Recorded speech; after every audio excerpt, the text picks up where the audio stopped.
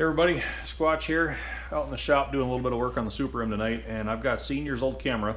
Now, going back through some of the old files in this thing, I realized he had the full rebuild sequence of the carburetor that he did for this tractor on here.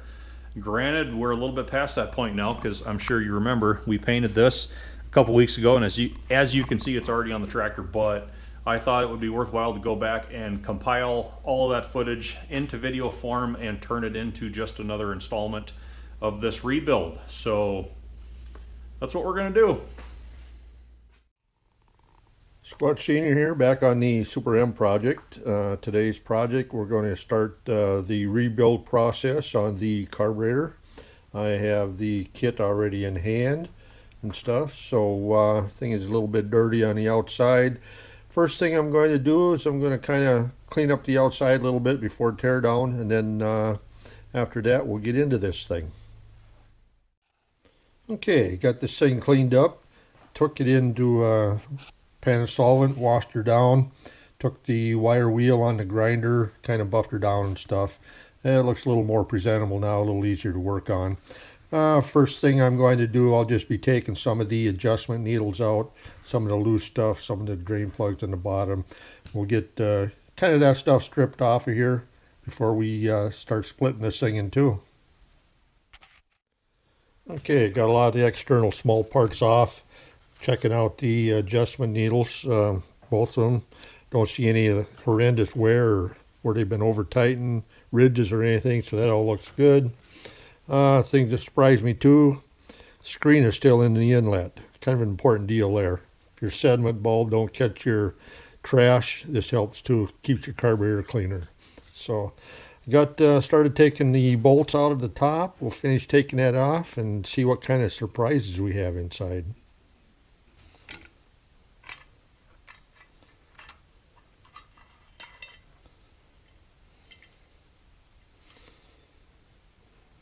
So far, it's not looking too bad.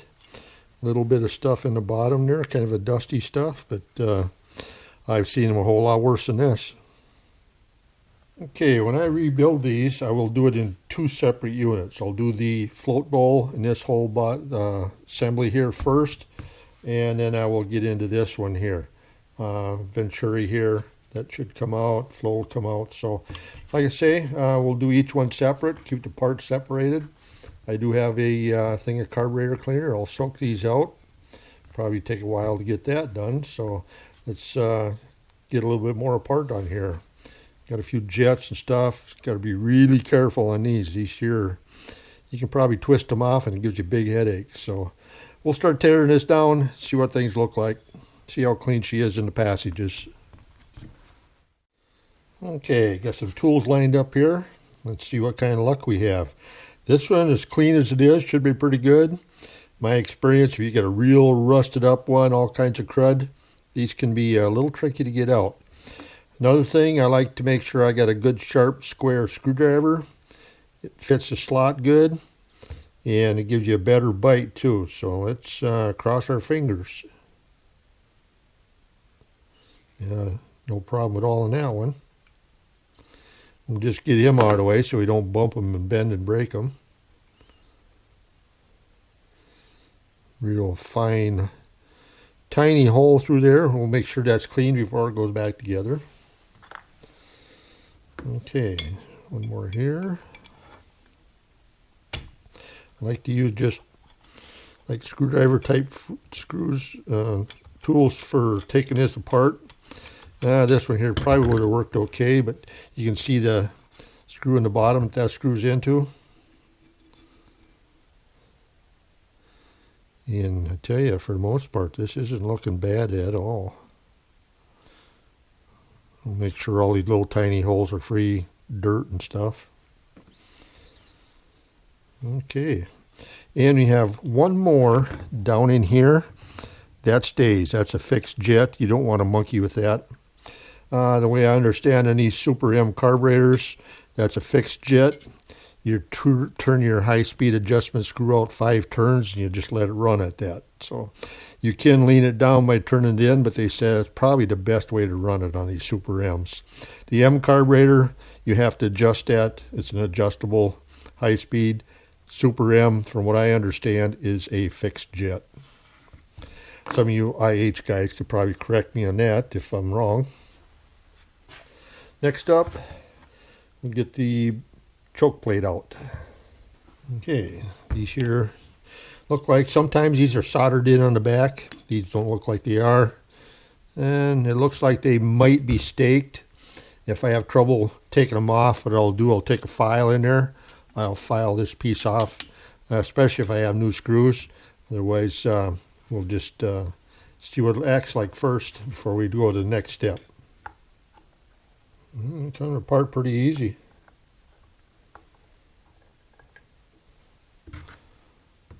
I'll get that out of the way before we lose it on the floor and can never find it again.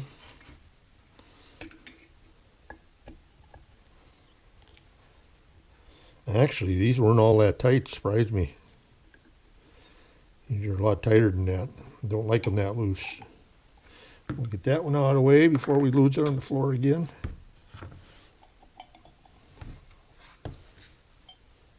There it is.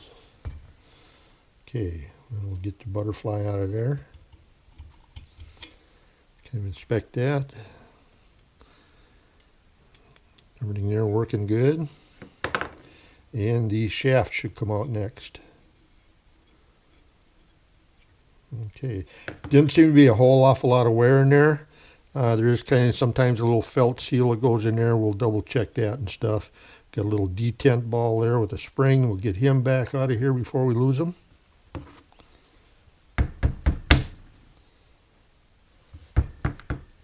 There it is. Okay, that's pretty much as far as I'm going to tear this one down.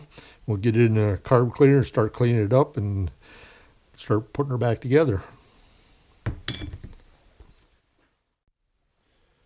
Okay, fuel bowl assembly's been all stripped down to where I want it. I got one piece left to take out here for sure, and that's the packing in here for the high-speed jet. We'll get that out of there before we throw that into carburetor cleaner.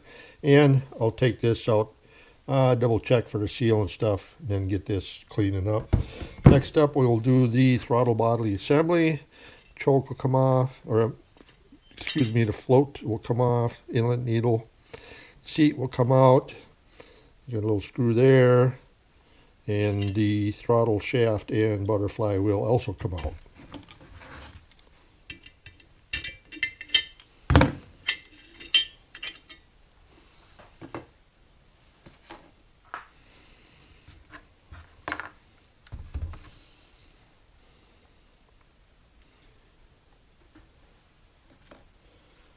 Doesn't look bad. We'll get the venturi out of there.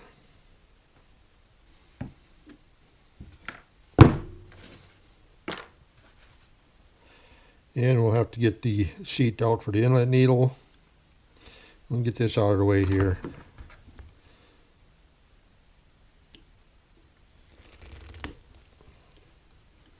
Surprising how easy this thing's coming apart.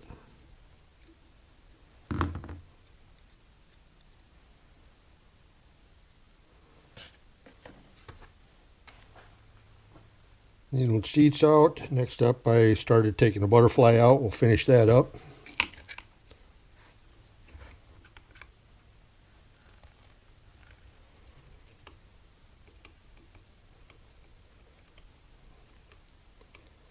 Yeah, these are really coming out easy. Get that out of the way. And I don't know if you can see it, you'll notice on the butterfly at number 12, there's stuff in the book to explain how to put this back in proper position. Just make sure the 12 is up and facing away from you.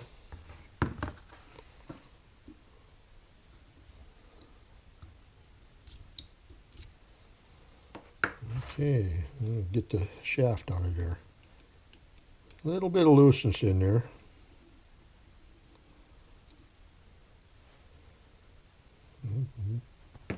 Not much for wear any place in here. So, okay, well, this is kind of a main area that you need to be cleaned in here. It has a lot to do with your low-speed idle adjustment. It basically what it is air passages, and it draws your air. There's you can kind of see a passage through there that's like a bowl vent, and there's holes in this bushing. You got to make sure they're clean, opened up, and make sure all these passages are clean. And what the low speed does, it adjusts your air. It does not adjust the fuel. So to richen it up, you screw it in, which gives you more fuel into the idle system. You screw it out, gives you less fuel. So kind of works opposite what a lot of people would think. You'd think you'd be adjusting your fuel, but on the low speed, you're adjusting your air. So a lot of times I'll drill these plugs out. I've got some threaded plugs. I'll thread it, put a threaded plug in them, and that's the way I seal them up again. So, okay, I've got one of the brass plugs out. Took it out right there. To do that, I center punched. Keep her just as centered as you can. Lightly tap it till you get it centered. Then I take a small bit, bore through it, and here's the one I took out. I take a small easy out. I throw it in there. I start twisting. As soon as they start turning, you can pull them right out. So what I'll do when I fix this up, I'll drill and tap that for a plug I have. We'll put a threaded plug in there, seal it up, and we'll be good to go. Okay, couldn't get the whole carburetor in the soaking batch, so what I did, I just got all the hardware and the throttle body put in there. We'll get that soaking, let her set for a while. I'll have to do this in 2 batches. So this float bowl assembly, that'll be just done in one shot itself. So we'll get this sealed up, let her soak, probably let her go till tomorrow morning anyway. And I usually just take and drain her out and spray stuff down with good hot water.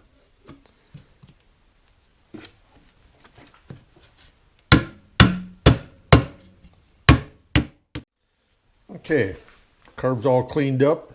Been through all the passages with my wires, stuff like that. Carb cleaner, sprayed everything out, blowed it out with air. Got all the threads chased and cleaned up. Even the little tubes here, you got to watch out, a lot of little passages in there. I run wires through, stuff like that, to make sure they're open, blow them out real good.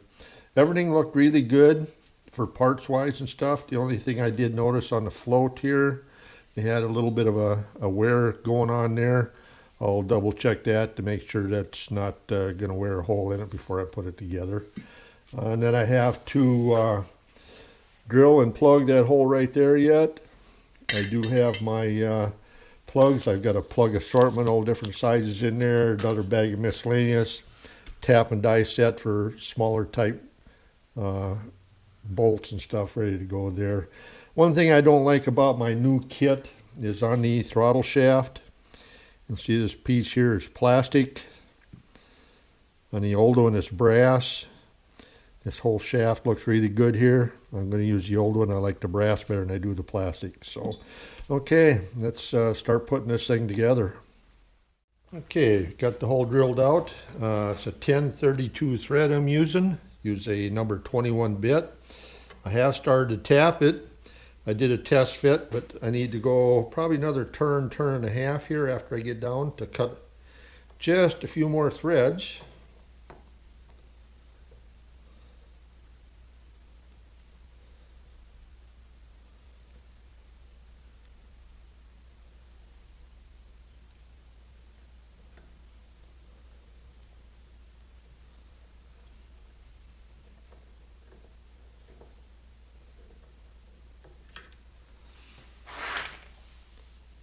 Okay, now I'll do a test fit. And what I shoot for on here, I don't tap a full thread.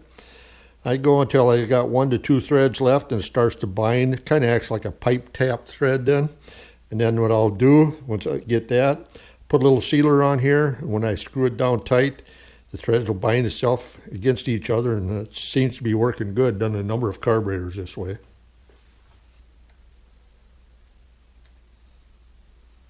Okay, I see about 1 thread there. I'm starting to tighten down. So we'll call that good. We'll take this out, we'll blow it out with air, make sure there's no grit or anything in them passages, and go on with the project.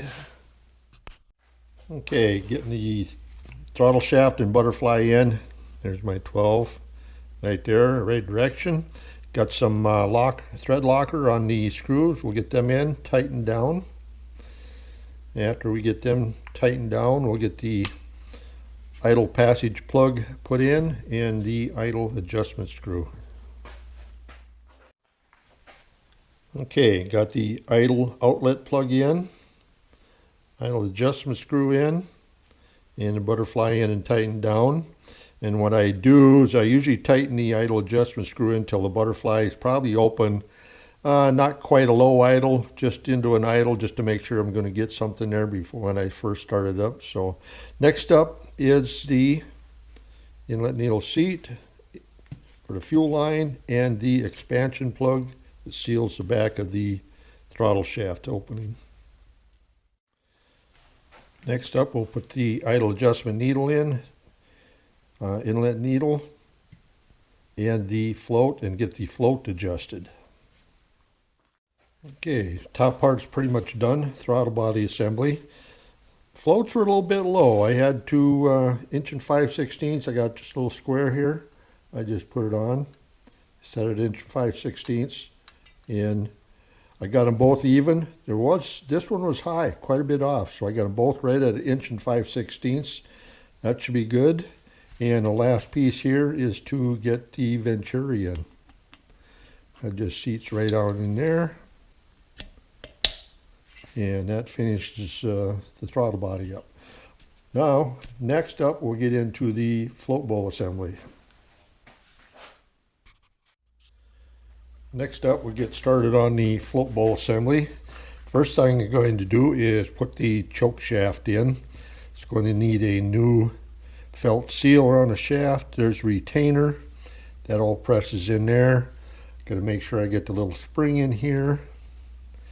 Little detent ball that runs back in this groove here, locks it down.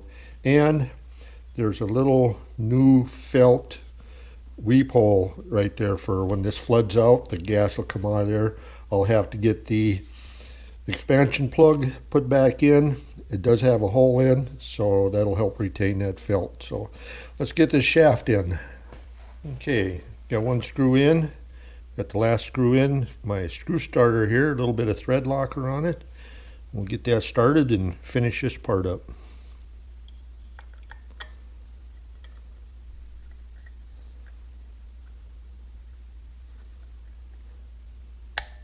These things make life a lot easier, trying to start these small screws in tight places.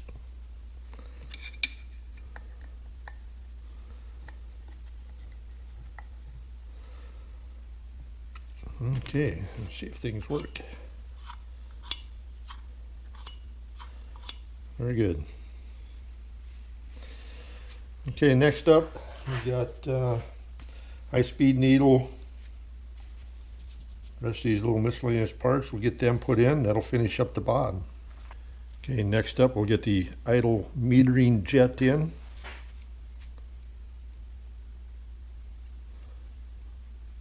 That's got a very small hole in it. I did double check that. That was all good.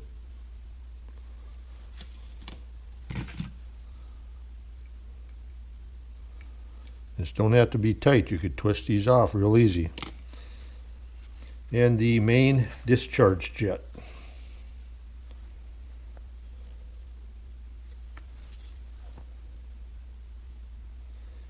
Get the gaskets on here. That goes in there.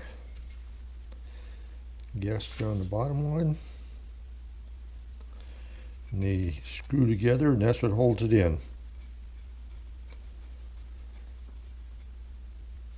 And we'll get that tightened down, and this is the drain for the float bowl.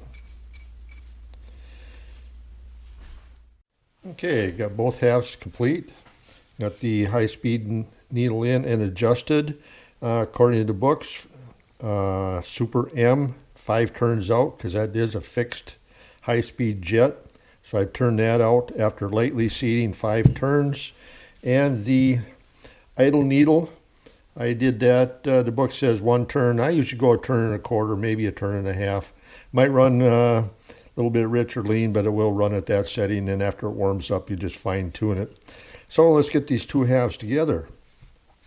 One pretty important thing too is this gasket needs to be good, because you need this totally sealed from sucking any air in, because for all these jets to work properly, you need a negative vacuum in this, negative pressure in this float bowl, so it starts drawing the fuel up through these needles. So anyway, this is a very important piece to have in there and in good shape, so you get a good tight seal all around there. I generally don't put any sealer on these. I've never really had a big issue just putting them in like this, so that's the way we're going to do it.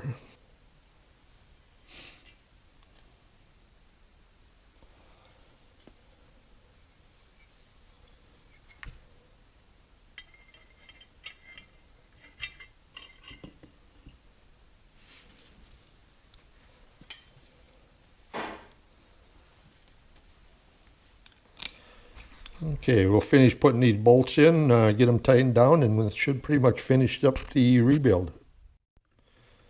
Okay, there we have one rebuilt carburetor. We do have a paint day coming up tomorrow and maybe the next day. We'll see how the weather cooperates here. So I'll get some of these openings all taped over and stuff, cleaned up, plugs in, stuff like that, and get her prepped for paint. So I feel pretty confident this is going to work pretty good.